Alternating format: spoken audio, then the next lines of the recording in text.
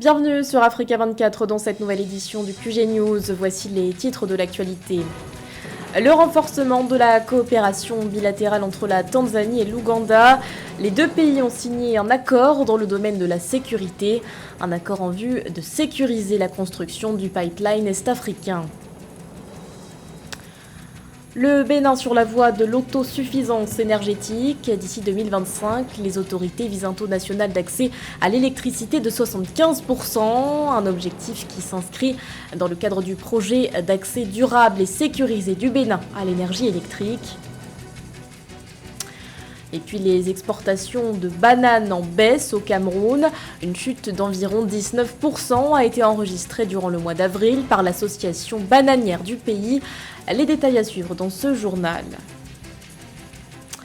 Mais tout d'abord, le Burkina Faso à l'épreuve du terrorisme. L'armée burkinabé aurait neutralisé une quarantaine de terroristes et récupéré du matériel. L'opération se serait déroulée dans la province de la Kossi, située au nord-ouest du pays. L'offensive a été menée par le groupe d'action rapide, surveillance et intervention au Sahel de Barani. D'après un communiqué de l'état-major des armées, cette opération est une riposte à, je cite, une embuscade tendue par plusieurs dizaines d'individus à quelques kilomètres de la localité de Barakoui. La Tanzanie et l'Ouganda renforcent leur coopération bilatérale. Les deux pays ont scellé un accord relatif à la sécurité de l'oléoduc qui doit acheminer le brut ougandais vers un port tanzanien. Avec cet accord, les deux États s'engagent à partager des renseignements de façon à lutter plus efficacement contre tout type de menaces, le terrorisme notamment, mais aussi les cyberattaques. Joël Ballot.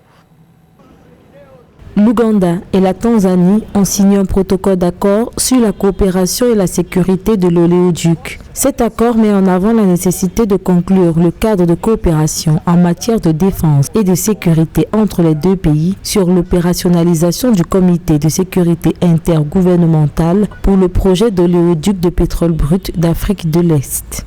Cet accord met en place un cadre juridique original de mutualisation des forces de sécurité et d'opérationnalisation de ces forces pour la protection de cet ouvrage économique qui est de nature à attirer les terroristes.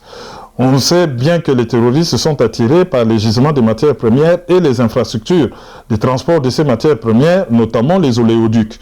En mettant en place un tel cadre, cela peut être un modèle ou une source d'inspiration pour beaucoup d'autres pays de la région qui ont en commun des ouvrages de protection économique. Avec cet engagement, les deux gouvernements entendent partager des informations et des renseignements, travailler conjointement pour faire face au terrorisme, à la cybersécurité, au trafic d'armes. Si nous arrivions effectivement à activer le mécanisme notamment de sécurisation, de traçabilité des armes à feu dans la zone, il est évident qu'on pourra assister à un recul significatif de la part des attaques terroristes en vue de sécuriser les investissements internationaux. Mais ce qui est important de comprendre, c'est qu'il y a une guerre asymétrique. Ces mouvements terroristes restent des mouvements tout à fait imprévisibles qui à tout moment peuvent ressurgir dans le néant et dans l'incertitude. En Tanzanie comme en Ouganda, le terrorisme reste une menace majeure, nécessitant des efforts et des mesures conjointes et proportionnées. Rappelons que depuis quelques années, l'Ouganda et la Tanzanie renforcent leur implication dans la lutte contre le terrorisme au niveau de leurs frontières, et notamment avec le Mozambique. L'actualité, c'est aussi l'ouverture du procès de Laurent Bouki-Baruta en France. Cet ancien préfet rwandais comparé devant la cour d'assises de Paris pour complicité de crimes contre l'humanité liés au génocide des Tutsis au Rwanda. Le haut fonctionnaire est notamment accusé d'avoir participé au massacre de l'école de Murambi survenu en 1994. Dès l'ouverture de ce dossier devant la justice française, ses avocats ont estimé que ce procès arrive bien trop tard et ont mis en avant l'état de santé de leur client, aujourd'hui âgé de 78 ans. Le Bénin est en quête d'indépendance énergétique. Pour atteindre cet objectif, les autorités comptent débourser 200 milliards de francs CFA pour financer le projet d'accès durable et sécurisé du Bénin à l'énergie électrique.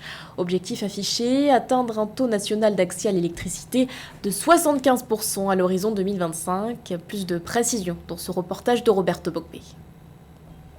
Depuis près de 5 ans, la République du Bénin a amorcé un tournant décisif en matière d'électricité. Selon les statistiques nationales, le taux d'accès est de 53,9% en milieu urbain contre 6,6% en milieu rural. L'électricité reste donc inaccessible à une large partie de la population béninoise, surtout dans les zones périurbaines et rurales. Il y a beaucoup de projets en cours qui sont sur le point d'être amorcés dans le domaine de l'énergie pour amener le Bénin à être indépendant sur le plan énergétique. Et la vision du gouvernement, c'est qu'à l'horizon 2030, qu'on puisse arriver à obtenir un accès 100% à l'énergie à moins de coût pour toutes les populations du Bénin. Pour accompagner le gouvernement dans ce projet d'électrification de tout le pays, l'offre privée semble nécessaire. L'entreprise ISMAT, qui assure la maintenance et l'exploitation des réseaux électriques, l'ingénierie et les énergies renouvelables, se montre disponible et engagée. Issem Ahamid Zounmenou en est la responsable. Pouvoir apporter des services de qualité, d'accord, de proposer des services de qualité dans tout ce que nous offrons comme travaux ou dans tout ce que nous réalisons comme projet, afin de pouvoir soutenir le gouvernement de façon durable. Voilà, donc c'est ce que nous faisons et nous essayons dans ce rôle-là de chercher des partenariats techniques et financiers qui puissent nous soutenir dans la mise en œuvre de projets vraiment durables. Le Bénin a amorcé sa migration vers le mix énergétique, une formule qui permet d'avoir une part assez importante d'énergie propre. Des projets de centrales solaires sont en cours de réalisation. À travers le Millennium Challenge Corporation, des investisseurs privés multiplient des initiatives en vue de créer des mini-réseaux solaires, de quoi atteindre les zones les plus reculées du pays.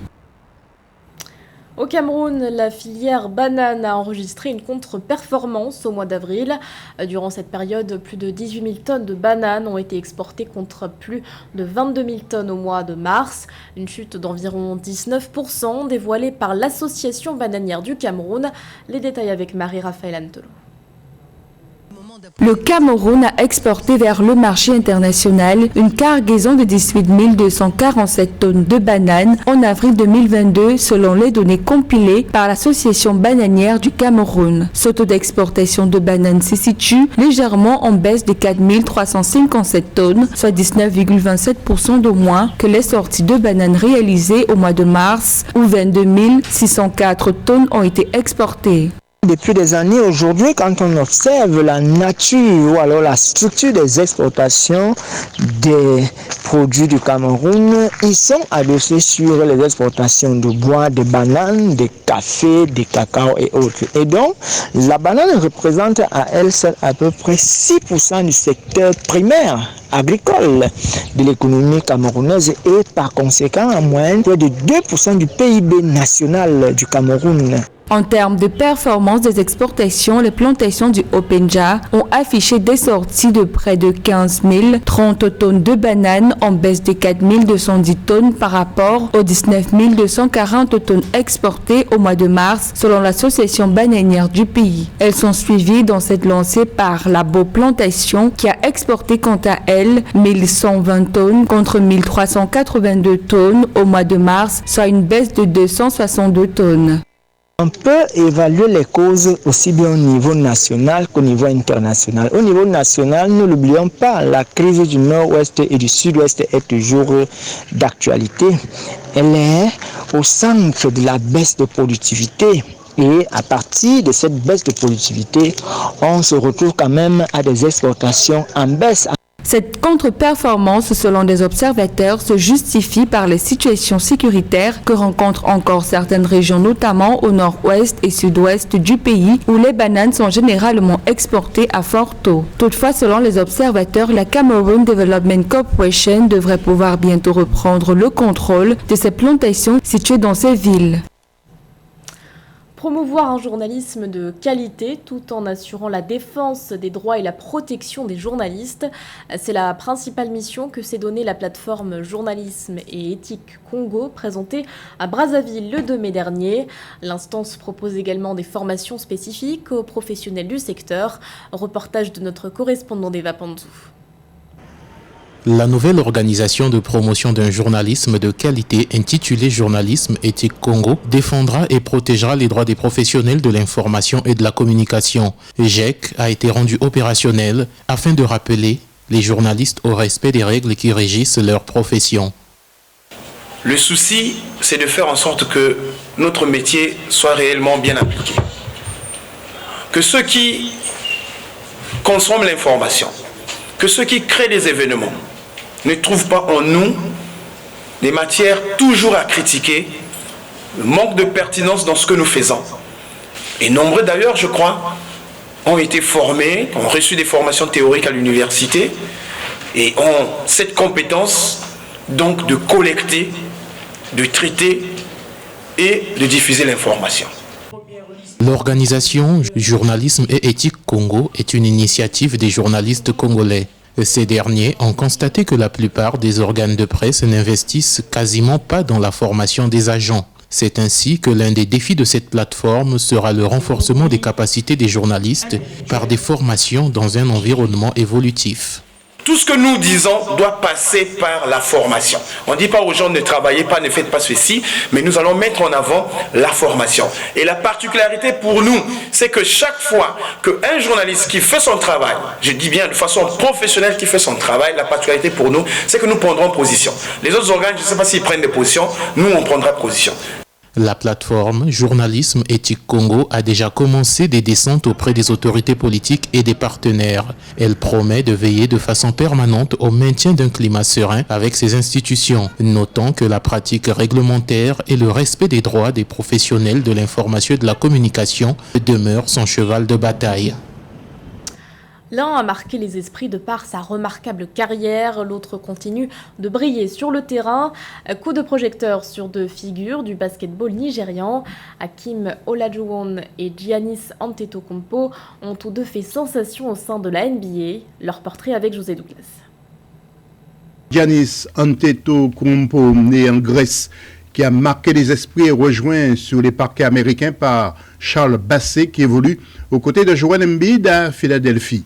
Le Nigeria a eu pour premier représentant au sein du basket américain Hakeem Olajuwon, né à Lagos en 1963, qui a commencé le basket à 17 ans, alors qu'il voulait être footballeur et gardien de but. Des joueurs nigériens où on en trouve sur tous les continents. Bien sûr, il y a des joueurs nigérians un peu partout en Europe, surtout en France, en Italie, en Espagne. Il y en a un peu partout, ce qui est bien parce que ça permet de montrer que son pays est aussi bien accueilli au niveau du basket mondial.